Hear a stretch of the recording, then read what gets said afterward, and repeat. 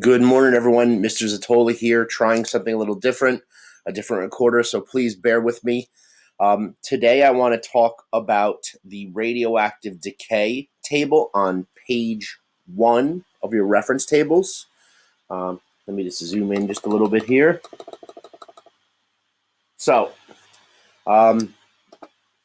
we only have 4 items to deal with. So these are all our isotopes, okay? Radioactive elements, carbon, potassium, uranium, and rubidium, that are unstable, meaning they don't like being who they are. And that's just a very simple and basic way to explain it. So they want to turn into something else. So essentially what you have is this disintegration, or what it turns into. We have a parent side and a daughter side. Okay? And it basically goes like this. So you have your daughters and you have your parents. Okay? And parents want to turn into daughters. So carbon wants to become nitrogen. Potassium wants to become argon and calcium. Uranium wants to become lead. And rubidium wants to become strontium. Okay? That's important. We're going to talk about that a little further when you do the notes. You're going to take a look at that and understand it. This is not chemistry, so I don't want you to worry about it. One wants to turn into the next. That's it. So what you have here is time, all right? Half-life in years. This is how long it takes each to turn into the next. So how long a parent to turn into the daughter. And notice they're all a little different here, and they have this weird exponential, all right? Part of today is me explaining what the heck that means. So there's a really interesting way of looking at it. I'm going to zoom out and grab a sheet of blank paper here. So what we've got here is, let's take a look at carbon, okay? Carbon 14 wants to become nitrogen 14, okay? And for carbon to become nitrogen, and it does this over time, and it only does this at half and half and half lives, so half of it becomes nitrogen, then another piece of half, and we'll talk about that further, but it takes 5.7 times 10 to the third. Now, what the heck is that? And you are the Common Core generation, so maybe you know this, but what this means is 5.7, we're going to move the decimal place 3 places to the right. So 1, 2, 3. We add zeros in. There's our decimal. Now it's a comma because it's thousands.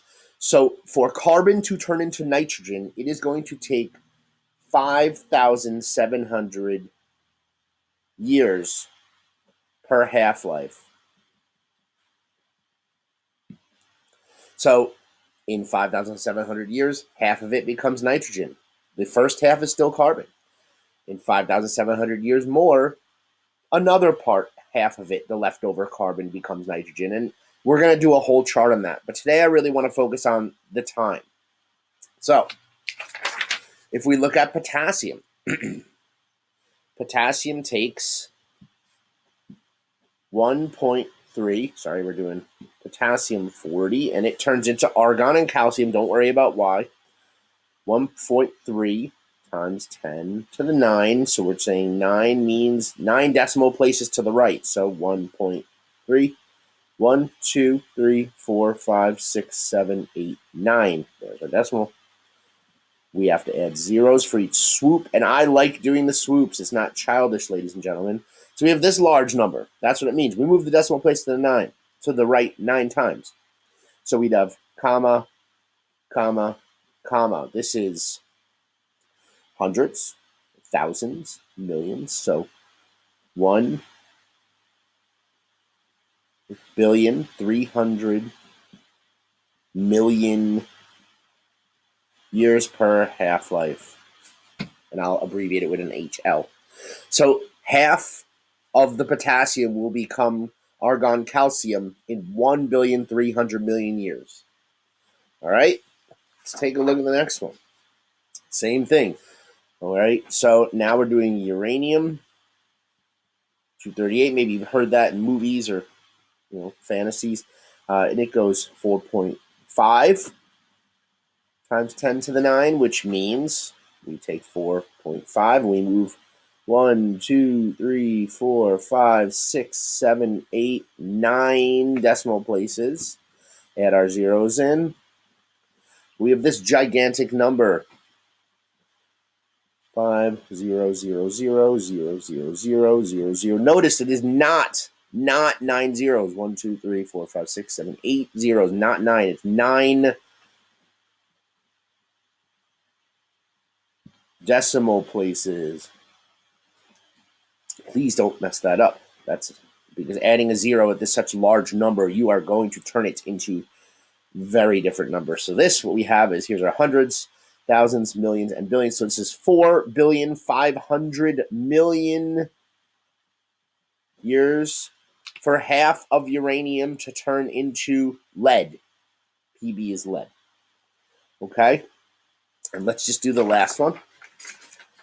Here we have rubidium, and rubidium takes the longest. So for rubidium to turn into strontium, don't worry about these. You'll know them. It's 4.9 times 10. This time to the 10th, 10 decimal places to the right. 1, 2, 3, 4, 5, 6, 7, 8, 9, 10. There's our decimal. Add our zeros. 3, 4, 5, 6, 7, 8. Notice it's 9 now. One more. If we wanted to write the number. 3, 4, 5, 6, 7, 8, 9. I'm going to put my commas in to make this number more reasonable. So this is now 49 billion years per half-life for rubidium. So it takes half of rubidium, it takes rubidium 49 billion years for half of it to turn into strontium. All right? And the reason I highlight these numbers and why this is so important is because on this chart, often you have to just decipher how long a half-life is. And for some students, that is stressful enough. Okay, I hope that's a good run-through for you on the Earth Science Reference Tables Radioactive Decay Data chart, page 1. Hope all are well. Miss you guys. Hope to hear from you all soon. Keep up the great work.